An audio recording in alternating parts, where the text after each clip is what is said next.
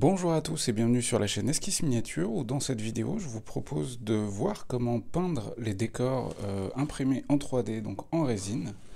Ici c'est donc du 15 mm, ça va être consacré surtout à la guerre de sécession, mais ça me rappelle aussi un petit peu la grange de The Walking Dead, donc pourquoi pas même en post-apo. Bref, on va voir brièvement comment peindre ce genre de décor.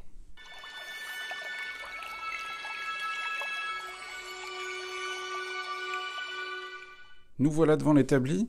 Alors avant d'aller un petit peu plus loin sur la peinture, j'aimerais juste vous montrer les étapes qui précèdent la peinture, tout simplement.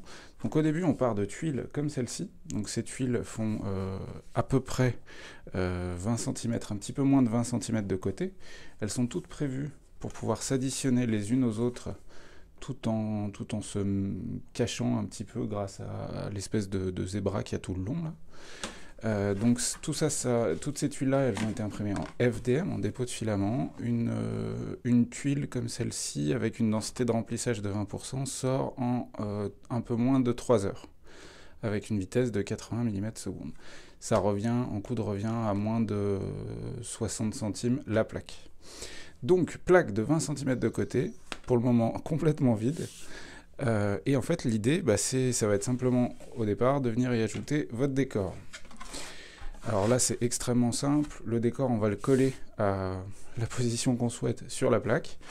Ici, j'ai utilisé de la colle néoprène pour être sûr que ça tienne vraiment très très bien. Puis ça demanderait beaucoup trop de super glue qui coûte relativement cher. Et puis la néoprène a l'avantage de pouvoir servir aussi un petit peu, je dis bien un petit peu, de joint. Mais ça n'exclut pas la phase justement de jointage. Donc une fois que c'est bien sec, bien laisser reposer 24 à 48 heures pour la colle néoprène. Une fois que c'est bien sec, et ben en fait on va prendre de l'enduit de rebouchage dans ce genre là. Donc ça c'est voilà, c'est tout simple, ça vaut 3 ou 4 euros, quelque chose comme ça, c'est en tube. Je préfère celui en tube que celui en gros pot. Celui en gros pot en fait il sèche beaucoup plus vite, c'est extrêmement rare qu'on ait besoin de beaucoup de quantité. Celui-là au moins il a l'avantage de ne pas sécher.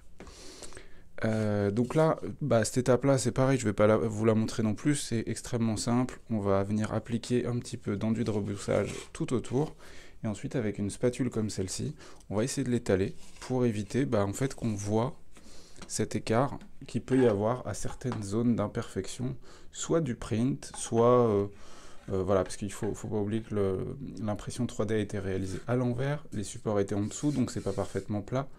Donc au moins on peut cacher tous ces petits creux avec de l'enduit de rebouchage. Et l'intérêt de tout ça, ça va être ensuite d'attendre que ça sèche une fois de plus. Une fois que c'est sec, on va faire un petit zénithal de blanc sur le tout, à condition d'avoir utilisé une résine grise. Si c'est pas une résine grise, faut faire une vraie sous-couche intégrale. Là, moi, vu que j'avais une base de gris, je fais juste un zénithal, donc on voit encore un petit peu le gris à certains endroits. On voit l'endroit où j'ai posé ce fameux enduit de rebouchage. Là, comme vous pouvez le voir juste là, j'ai pris ensuite ma spatule et je l'ai tiré comme si ça faisait le début du chemin qui mène à la porte, tout simplement. Tout ça, c'était des zones de surplus, et tout ça, ça va être caché par du flocage, par de l'herbe statique, etc. Et ensuite, on s'attaque à la peinture, le but étant, à la fin, d'arriver, en tout cas dans mon cas, à quelque chose comme ça. À avoir plein de tuiles, donc de 20 cm de côté, avec déjà un décor, pourquoi pas une route. Je vous montrerai dans une autre vidéo comment on peut réaliser ces routes très facilement, et surtout faire en sorte que d'une tuile à l'autre, elles coïncident les unes avec les autres. Et puis ensuite, on va procéder par étapes. Alors la première, c'est celle que je vais vous montrer aujourd'hui, c'est la peinture du décor. Et ensuite, on va poser différents flocages. Ici, donc c'est du liège un peu de toutes les couleurs. Ensuite, on va avoir de la feuille broyée. Ensuite, on a un flocage un petit peu plus fin avec du sable et du verre. Et puis enfin, on va mettre un peu d'herbe statique. On peut également mettre quelques touffes d'herbe à certains endroits. Et ça a l'atout d'avoir un terrain modulable avec des petites tuiles, tout ça en 15 mm pour faire un super grand plateau de jeu avec plein de tuiles différentes. Aujourd'hui, je vais vous montrer comment peindre cette grange, grange typée un petit peu quand même guerre de sécession américaine, puisque tout ça c'est inclus, c'est un des décors qui est inclus dans le pack de fichiers 3D de Epic History Battle. On est encore sur du 15 mm, on a des détails quand même relativement cool sur toutes les façades, donc on va essayer de faire un truc assez joli. On va partir sur les teintes les plus stéréotypées de cette époque, à savoir du bois qui a été peint en rouge de partout, donc on va avoir un ensemble de bâtiments en rouge. On va faire le contour des portes en blanc, donc ça va faire assez criard, et puis un toit qui sera probablement en bois noirci, en bois brûlé en fait, donc on va avoir un toit quasiment intégralement noir. Pour ça j'ai décidé d'utiliser surtout, d'ailleurs que des peintures contrastes, à part la teinte métallique dont je vais me servir pour les charnières, etc. Mais ça c'est vraiment le petit détail de fin. Mais sinon l'immense majorité, toutes les teintes en fait, c'est des peintures contrastes. Pourquoi contraste? Parce qu'en fait je vais faire qu'une couche. Voilà, je vais vraiment faire qu'une couche de chaque teinte. Il va juste pas falloir que je déconne à pas déborder en fait à certains endroits, notamment sur le blanc du contour des portes. Donc je vais commencer, comme d'habitude quand je parle un contraste, je vais commencer par du Apothecary White pour faire mon contour en blanc. Et ensuite je vais m'attaquer directement aux petits trous et aux petits détails ici qui vont être en teinte de bois. Ici j'ai choisi le Snakebit Laser. Et enfin le gros morceau du bâtiment qui sera en rouge. Alors il y a une autre teinte de rouge qui est le Blue Angel Red. J'ai une préférence pour le Flèche Tireurs Red qui est un peu plus sombre. Et on va probablement bien le diluer avec du médium, histoire de le rendre encore plus fluide et surtout qu'il ne soit pas trop rouge non plus. Et puis peut-être même que sur la fin et sur le bas du bâtiment, on le mélangera avec un petit peu de Black Templar pour assombrir le bas du bâtiment. Et puis on finira le toit avec du Black Templar et probablement un peu de Basic Callum Grey pour que ça ne soit pas trop noir non plus. Et puis en toute fin de vidéo, on s'occupera du soclage et du weathering, donc de la phase de salissure du bâtiment.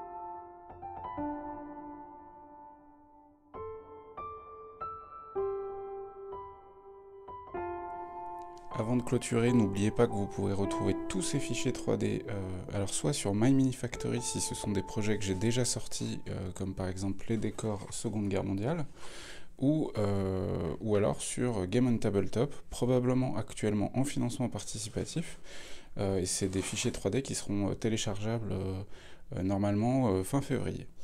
Il y a également les figurines avec, il y a de la cavalerie, il y a des canons, en gros il y a vraiment tout ce qu'il faut pour jouer à la guerre de sécession. Et voilà, cette petite vidéo est terminée, donc le rendu est celui que vous avez pu voir au tout départ.